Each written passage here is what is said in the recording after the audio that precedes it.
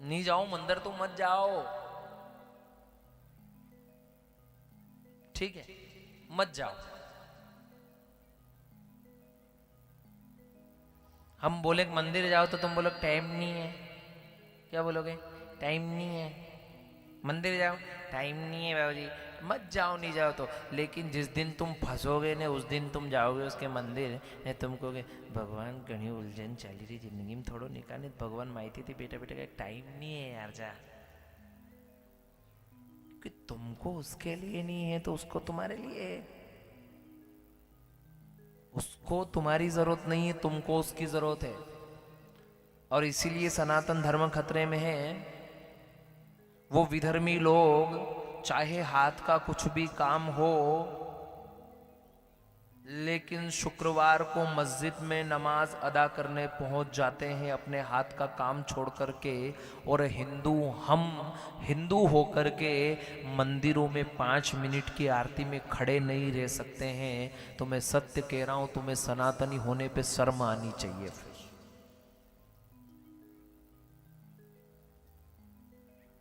सत्य कह रहा, अब भी समझ जाओ। पत्थर के संग रहना है तो फिर पत्थर बनना होगा, पत्थर के संग रहना है तो फिर पत्थर बनना होगा। अपना धर्म बचाना है तो फिर कट्टर बनना होगा। नहीं तो कुछ दिनों में घर घर चिट्ठी बांटी जाएगी, करो इस्लाम कबूल नहीं तो गर्दन काटी जाएगी, करो इस्लाम कबूल नहीं तो गर्दन काटी जाएगी। पत्थर के संग में रहना है तो पत्थर बन के रहना पड़ेगा, नहीं धर्म बचाना है तो कट्टर बनना पड़ेगा। नहीं तो कुछ दिनों में जिस प्रकार उदयपुर के अंदर दिन दहाड़े कन्हैया लाल टेलर जैसे का सिर काट दिया जाता है, हिंदू चुपचाप बैठ जाया करता है। दिन दहाड़े नन्ही मुन्नी बच्चियों को रौंद दिया जाता है, हिंदू मोमबत्ती लेकर बैठ जाता है।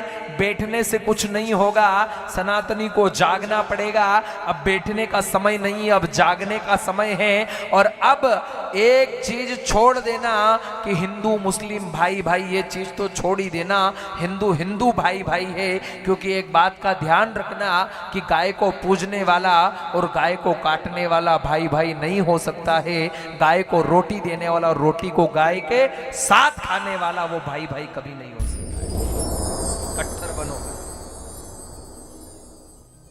देखो अपने नाम के आगे तो यूं ही क्रांतिकारी लागे, कई लागे, ठीक है। मैं तो पहला जावराती निकरावण के पहला मैंने औद्योगिक थाना पे सूचना देनी पड़ेगी, मैं जाई रहा हूं। मनी टेंशन को नहीं माने, पर माने टेंशन लगी रही होता तका हिंदू की।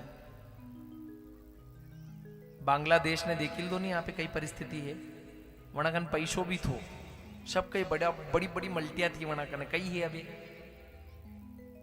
जिस बांग्लादेश के अंदर अपनी बच्चियों को, छोटी छोटी नन्ही मुन्नी बच्चियों को, छोटी छोटी बच्चियों को बीच चौराहे पर रौंद दिया जाता है, जिस बांग्लादेश में हिंदू को निर्वस्त्र करके मार दिया जाता है, जिन बेटियों को अपने समाज का हम आदर समझते हैं, अपने समाज की मर्यादा समझते हैं, अपने समाज की संस्कृति समझते हैं, उन बेटियों को उन दरिंदों के द्वारा बीच चौराहे पर मार देना, उन दरिंदों के द्वारा बीच चौराहे पर उनका शोषण करना, अगर ये भी देख कर के हिंदू नहीं जगता है तो मैं एक बात कहता हूँ कि आपको हिंदू होने का अधिकार भी नहीं है।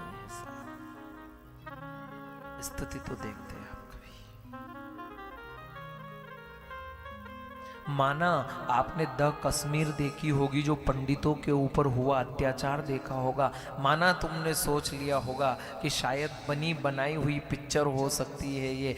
माना तुमने अफगानिस्तान की स्थिति सुनी होगी, तो वह कभी सुनी थी कभी न सुनी थी, लेकिन बांग्लादेश की स्थिति हर हिंदू ने अपनी आंखों से देखी, हर हिंदू ने आंखों से देखी।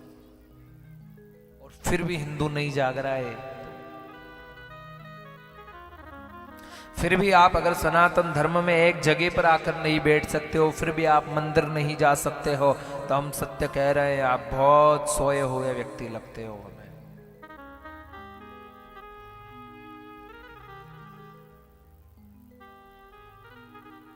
अभी कल हमारा एक आयोजन विश्राम हुआ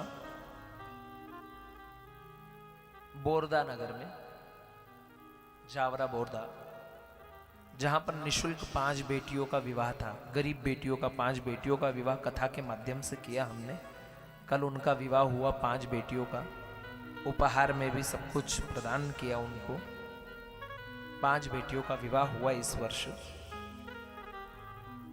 और उसी नगर में, जिस नगर में कम से कम 40 विधर्मी के घर हैं, उसके बाद भी उस नगर में चौराहे पर 51 फीट भगवा ध्वज रोहण हुआ परमानेंट।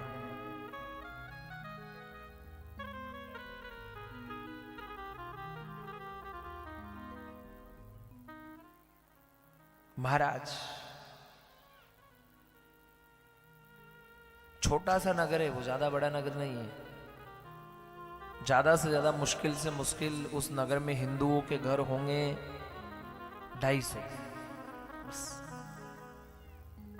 लेकिन उनने आयोजन किया 8 से 10 हजार पब्लिक का, पूरे क्षेत्र को जोड़ करके। और निशुल्क कन्या विवाह था महाराज। और यही निशुल्क कन्या विवाह अगले वर्ष फिर वहीं होगा। अगले वर्ष की बसंत पंचमी के दिन निशुल्क कन्या विवाह होगा। और बसंत पंचमी आ रही है 23 जनवरी की, तो 19 जनवरी से नानीबाई का मायरा प्रारंभ होगा। और 23 जनवरी के दिन बसंत पंचमी के दिन फिर बेटियों का विवाह होगा। और बेटियों का विवाह करने का उद्देश्य यही रहता है कि हमारी कथा में जितना भी हमको प्राप्त होता है वह हम बेटियों के विवाह में लगा करके, और गरीब बेटियों का विवाह कथा के माध्यम से वर्ष में एक बार करवाते हैं। गरीब बेटियों का इस वर्ष भी परमात्मा की कृपा से हमने सारा जोड़ करके लगभग यूं माने अपन तो जो गृहस्थ जीवन में चाहिए था वो सारा सामान निशुल्क, कूलर है, फ्रिज है, इंडक्शन है, सोफा है, गोदरेज है, बेड है, मिक्सर है, सिलाई मशीन है, 11 स्टील के बड़े बर्तन हैं, पायल है, बिछिया है, सोने के नाक का कांटा है, चांदी की अंगूठी है, चांदी की चेन है। सारे कथा के माध्यम से एकत्रित कर करके, क्षेत्र के माध्यम से एकत्रित करके, और कई दान दाताओं के माध्यम से एकत्रित करके, और उन बेटियों के लिए इस वर्ष 5 बेटियों के लिए किया है। और कथा के माध्यम से संकल्प ले रखा है कि जितना भी कथा के माध्यम से प्राप्त होता है, उस कथा के माध्यम से प्राप्त हुए दान को भी हम बेटियों में लगा करके, और अगले वर्ष का विचार कर रहे हैं हम। अब कुछ हो सके तो देखेंगे जैसा दान दाता देंगे, लेकिन अगले वर्ष उस गोचर भूमि पर 99 बीघा जमीन है वहां पर, और उसी भूमि पर अगले वर्ष 11 बेटियों का विवाह का विचार है मेरा, कि 11 गरीब बेटियों का विवाह हो। और गरीब बेटियां इसलिए ताकि एक पिता जो कर्ज लेकर के अपनी बेटी का विवाह करता है और विवाह के पश्चात पिता का जीवन कर्ज उतारने में निकल जाता है, तो हमने सोचा कि कुछ हमसे जुड़े हुए भक्त हैं, कुछ सांवरिया सेठ के भक्त हैं, अन्य भक्तों के द्वारा अगर थोड़ा थोड़ा अंशदान भी बेटियों के लिए हो जाएगा तो शायद किसी गरीब बेटी का विवाह हो जाएगा महाराज। और करीब करीब 10,000 लोगों का भोजन हुआ महाराज। मेला लगा था महाराज वहां पर। हाँ, झूले भी थे, दुकानें भी थे, सब था।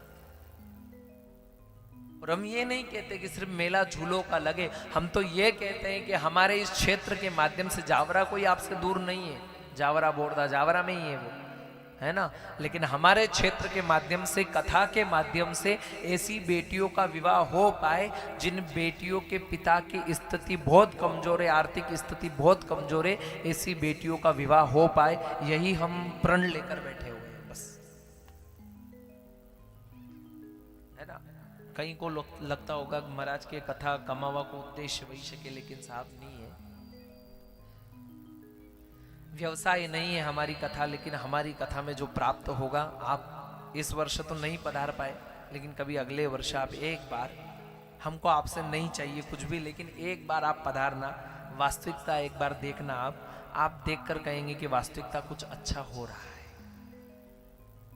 वास्तविकता गरीब बेटियों का विवाह है। और जिस दिन एक एक कथा के माध्यम से एक एक बेटी का 5-5 बेटी का विवाह होने लग जाएगा। जिस दिन बड़े बड़े मंदिर ट्रस्ट के माध्यम से गरीब बेटियों का विवाह होने लग जाएगा, उस दिन से एक किसान आत्महत्या करना बंद कर देगा, उस दिन से एक गरीब आत्महत्या करना बंद कर देगा। कथा तो बहुत होती है साहब, पढ़िए यूट्यूब पे आप देखना, कल की सारी कथा, कल ही विश्राम हुई, कल बेटियों को विवाह करके और रात में विदाई करी उनकी हमने, है ना। रात में हम सत्य कहें ना तो यहाँ आने में थोड़ा विलंब इसलिए हुआ कि रात में हम 12 से 1 बजे सोए,